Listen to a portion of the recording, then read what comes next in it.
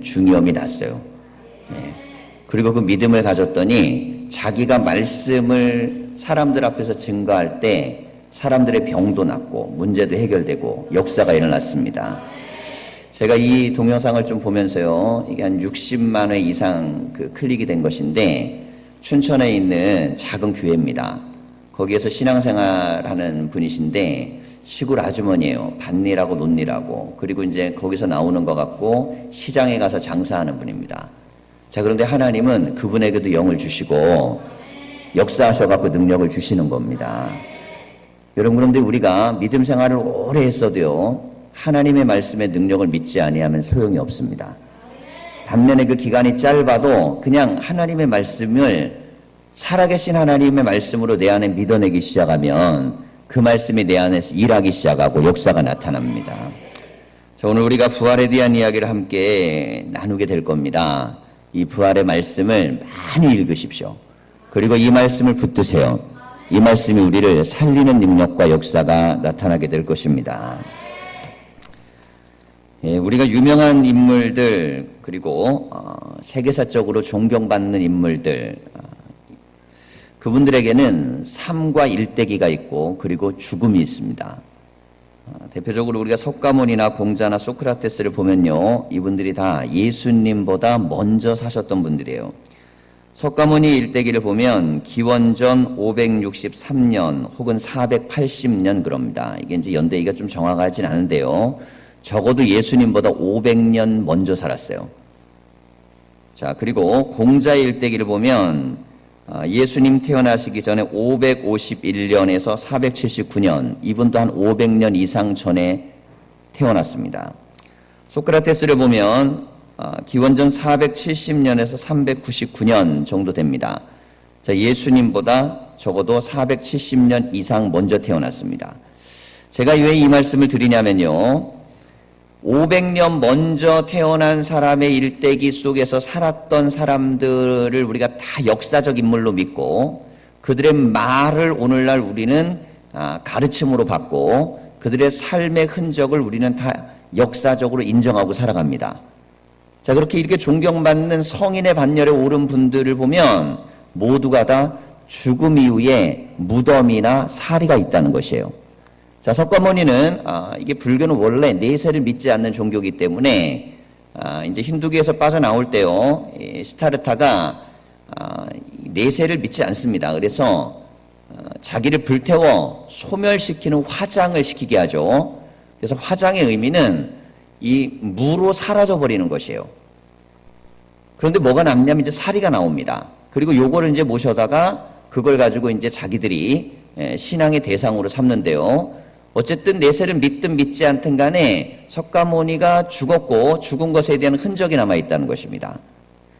자, 그리고 공자나 소크라테스도 마찬가지입니다. 그들의 무덤 중국에 가면 있죠. 그리고 소크라테스의 죽음도 마찬가지입니다. 자, 그런데 예수님에 대한 이야기는요, 역사적으로는 십자가까지만 인정을 합니다.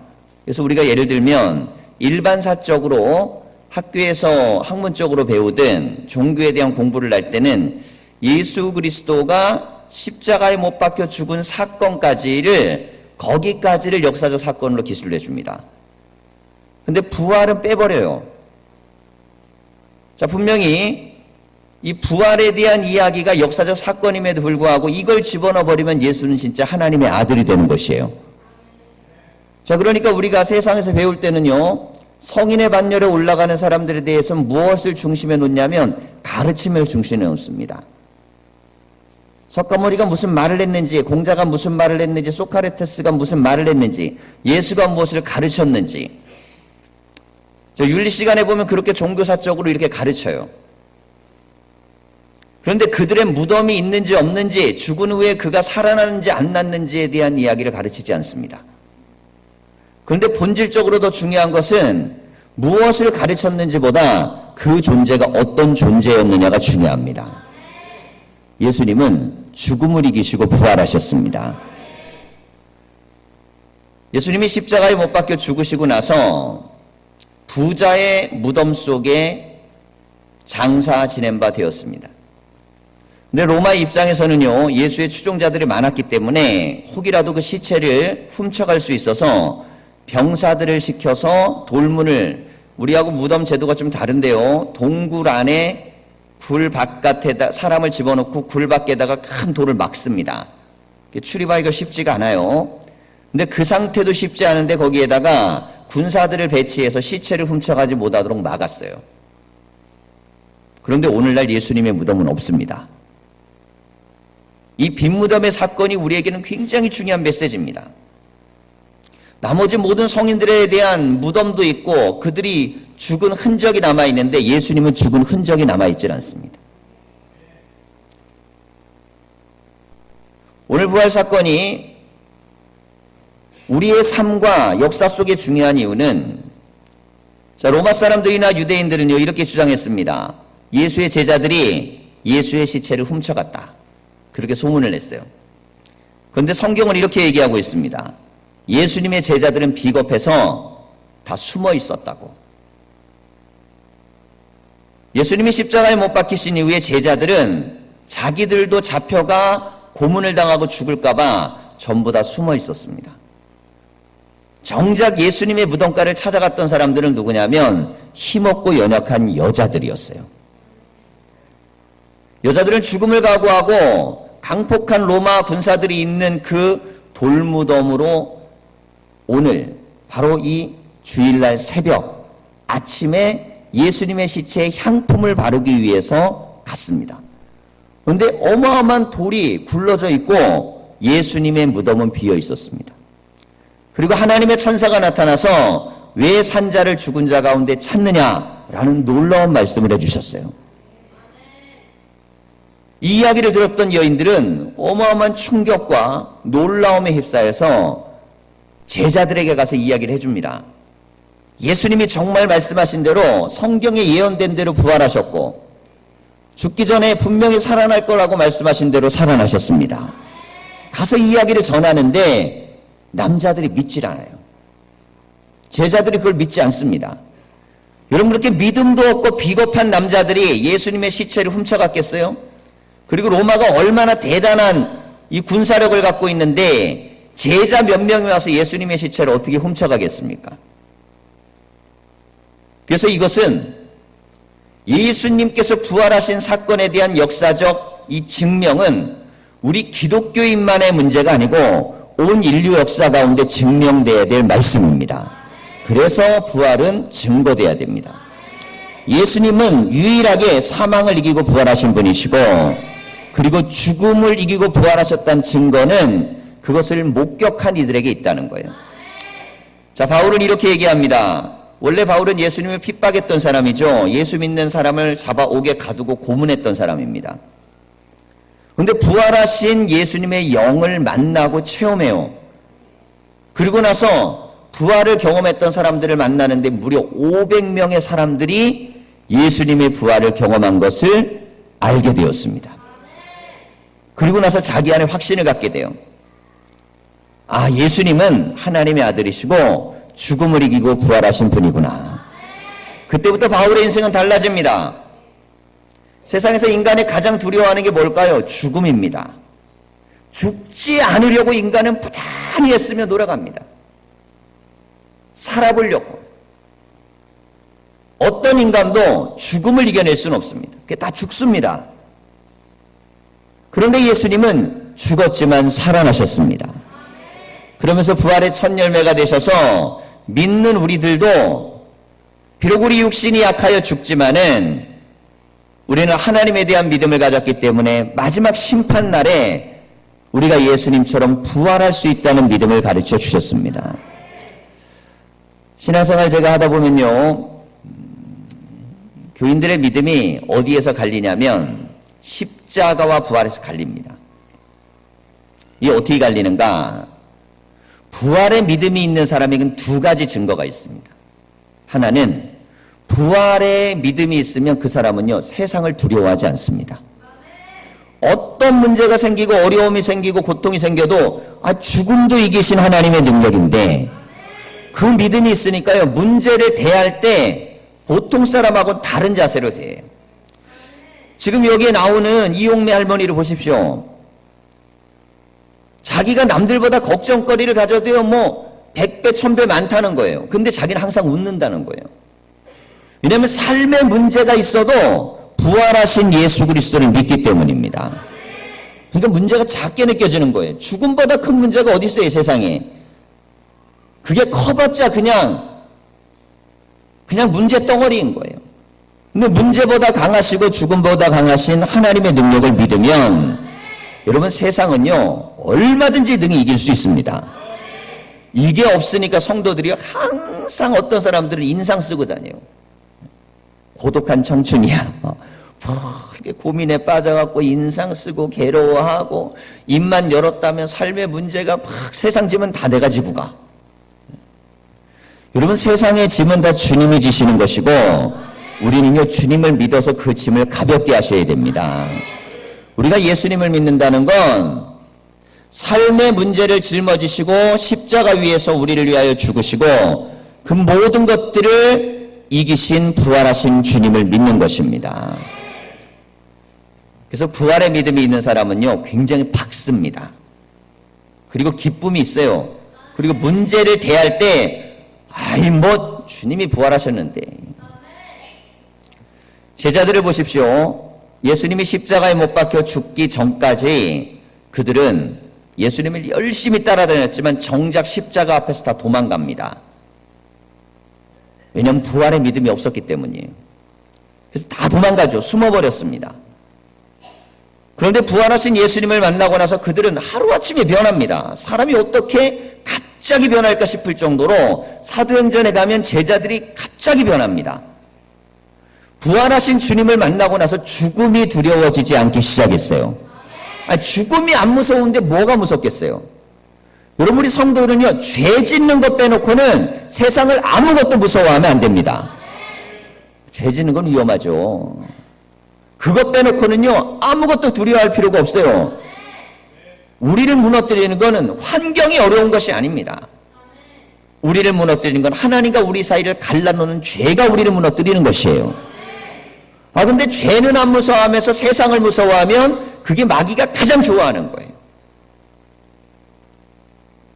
오늘 우리가 부활의 주님을 만날 때 정말 우리가 두려워 떨어야 될 것은 하나님 앞에 내가 제대로 된 믿음이 있는가, 이거 하나만 두려워하십시오. 내가 믿음이 제대로 가고 있는가, 하나님 은혜를 바라보고 있는가, 주님께 가까이 가고 있냐, 이게 중요한 것이지 세상은요 능히 이길 수 있습니다. 부활의 믿음이 있는 사람은 이것이 가능했어요. 자, 두 번째 현상이 있습니다. 부활의 믿음이 있는 사람에게는요 이 안에 항상 평안함과 영혼의 만족과 기쁨이 있습니다. 기뻐요. 이 기쁨이, 감사함이 내 안에 있습니다. 영적인 상태가 내 스스로가 나를 확인할 수 있습니다. 자, 그럼 이건 어떻게 가질 수 있느냐? 그냥 믿어버리시면 돼요.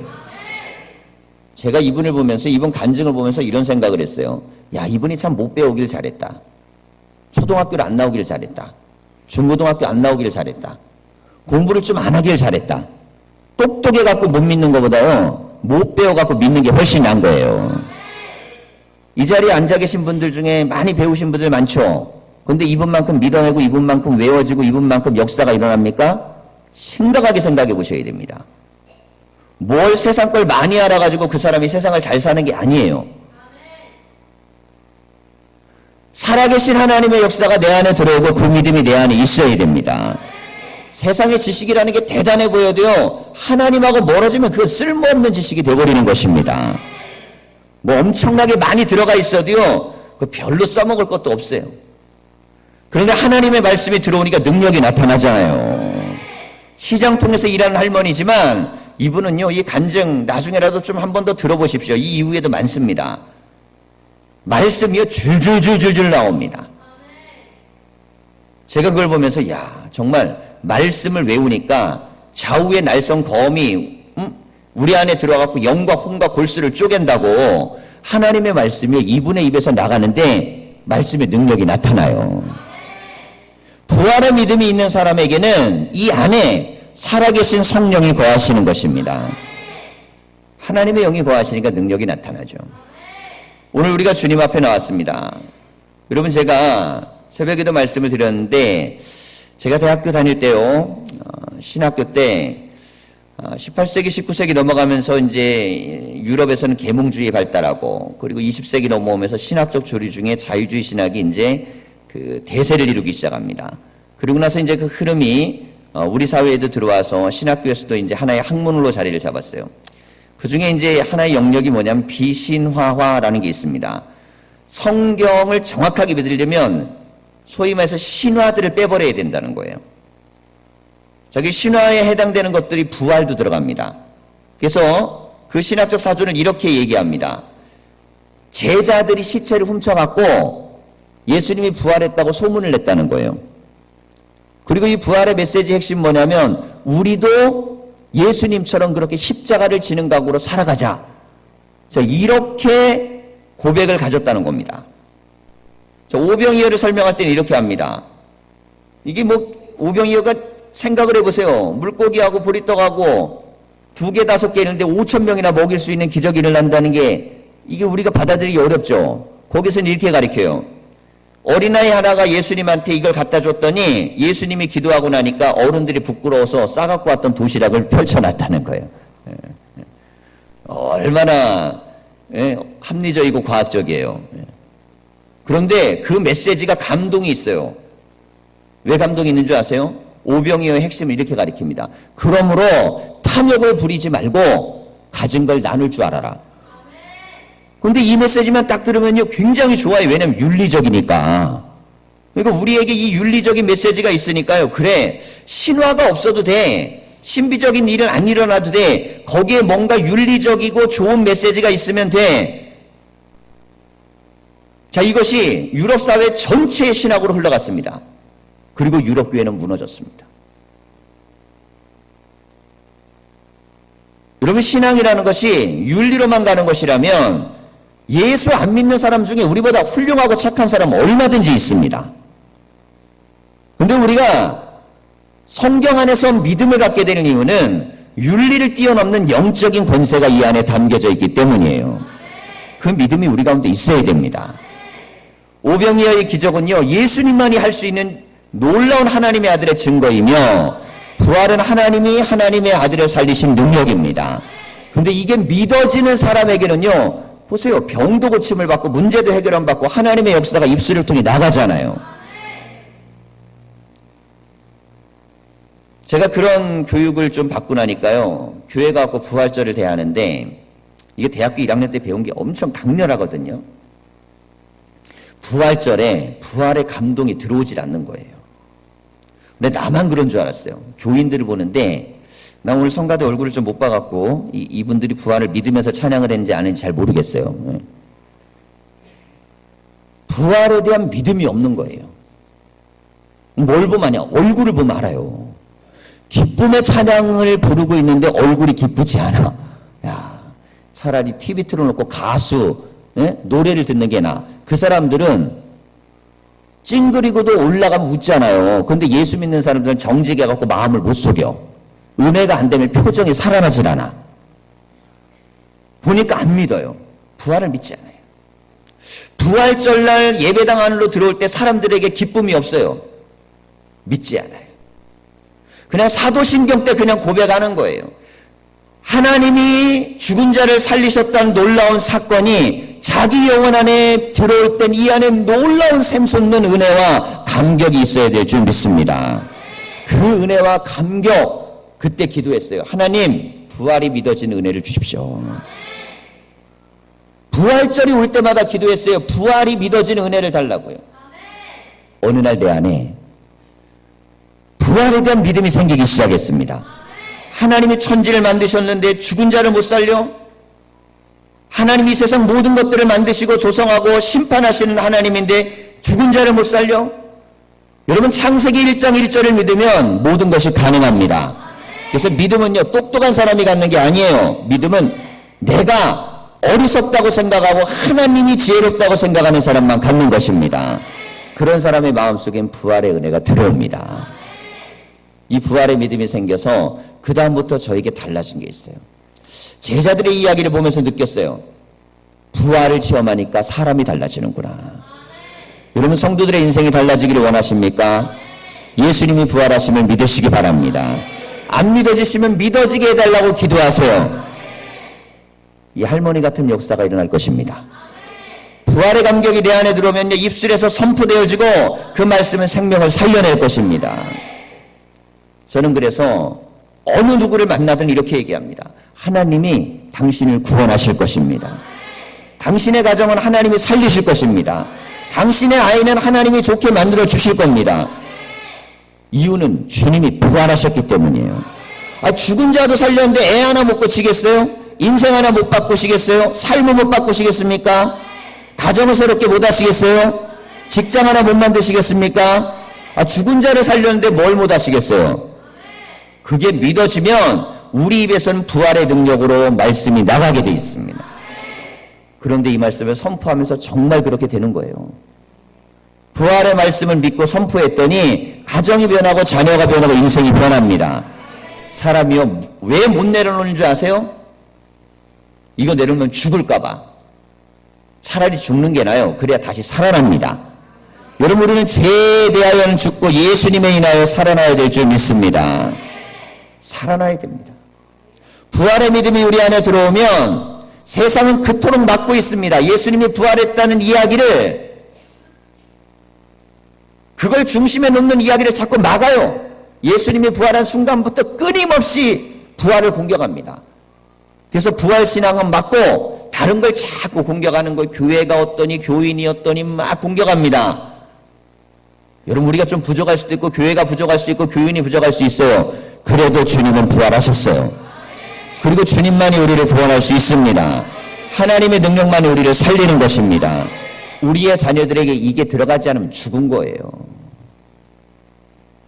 이 믿음이 들어갈 때 비로소 산 사람이 되고 능력의 자녀들이 됩니다.